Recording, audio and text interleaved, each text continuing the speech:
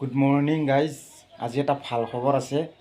আমাৰ ঘৰত ৰাতি 12টা বজাত এজন আলহী আহিছে, দেখাই আছোঁ গাইজ। এইটো নতুনকৈ আলহী আহিলে আমাৰ ঘৰত। নতুনকৈ ৰাতি 12টা বজাত আহিছে। ময়ে চাফা টুফা কৰিছোঁ, কাপোৰ চাপোৰ লেতেৰা কৰি দিছোঁ।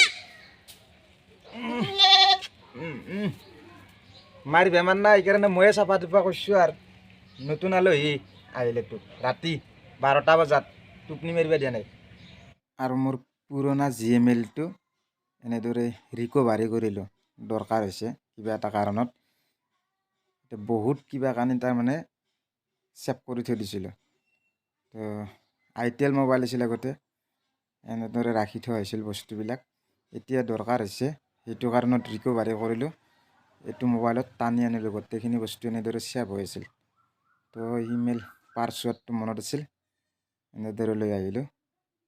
এইবিলাক এতিয়া দৰকাৰ হৈছে, সেইটো কাৰণত এনেদৰে ৰিকভাৰী কৰি লৈ আহিলোঁ।